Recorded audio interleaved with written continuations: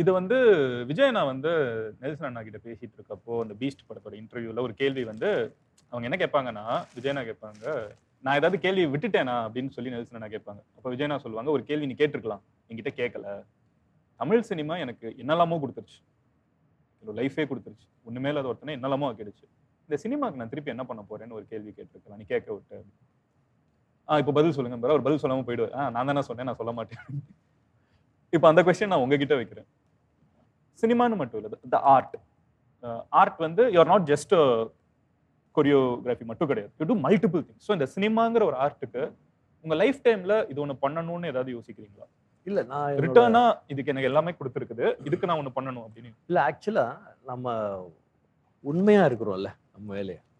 அதுவே நம்ம ரொம்ப கொடுக்குற மதிப்பு தான் ரொம்ப உண்மையா இருப்போம் நம்ம நான்ட்டு இல்லை அந்த சில பேர் இருக்காங்க you can feel it when நீங்க ஷூட்டிங் ஸ்பாட்டுக்கு வரும்போது தெரிஞ்சு ரொம்ப உண்மையா இருப்பாங்க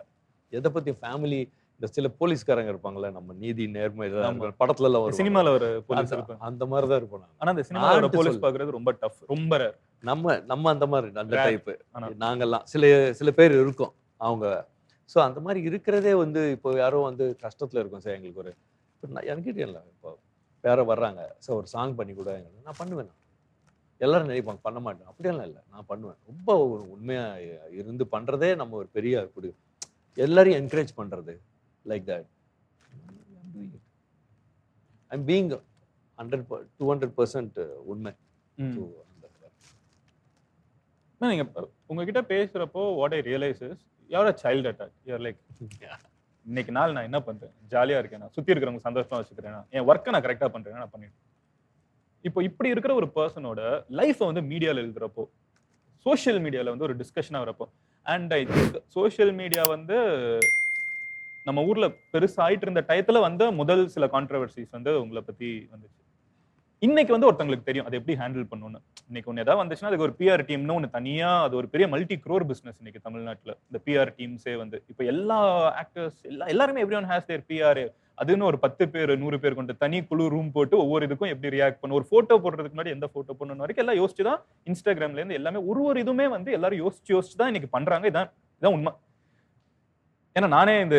டிஜிட்டல் மார்க்கெட்டிங்ல தான் இருக்கேன் நீங்க வந்து எப்படி இதெல்லாம் ஃபேஸ் பண்ணீங்க பிகாஸ் ஐ டோன்ட் வாண்ட்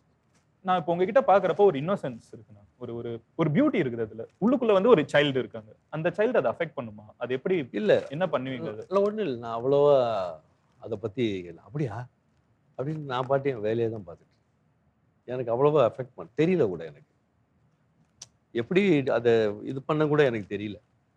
வந்தது நீங்கள் சொன்ன மாதிரி கான்ட்ரவர்சியில் வந்தது ஓ அப்படியா ஓ அப்படின்னு சொல்லி நான் என் ஃப்ரெண்ட்ஸ் கிட்ட பேசிக்கிட்டு இருப்பேன் அந்த மாதிரி தான் பண்ணிட்டு இருக்கேன் அவ்வளோதான் அது கூட சிலதெல்லாம் நமக்கு நான் பேப்பர் நியூஸு எதுவும் பார்க்கறதில்ல ஸோ என் ஃப்ரெண்டு அமெரிக்காலன்னு சொல்லுவான் டேய் நடந்துடா இது நடந்துடா அப்படியா அப்படி கேட்பேன் அவனுக்கு இந்த சினிமா பற்றி ரொம்ப இது நான் அவுட் சைடில் இருக்கிறவங்களுக்கு சினிமா பற்றி இது நடந்தது அது நடந்தது அப்படியாடா எப்போ நடந்தது அப்படின்னு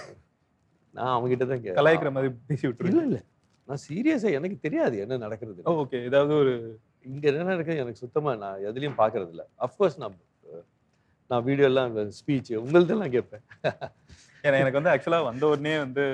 உங்களது ஞான சம்பந்தம் ரொம்ப ரொம்ப ஹாப்பி எனக்கு ஞான சம்பந்தம் சார் ஸ்பீச்சு அப்புறம் தென்கட்சி சுவாமிநாதன் சாரோட கதை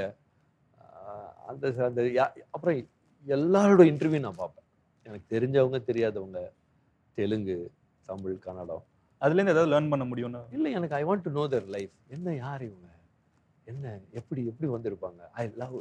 அது எனக்கு ரொம்ப பிடிக்கும் ஐ லவ் இட் நமக்கு அவங்களுக்கு யாருன்னு கூட தெரியாது பட் எல்லார் இன்டர்வியூ நான் கேட்பேன் எல்லாரும்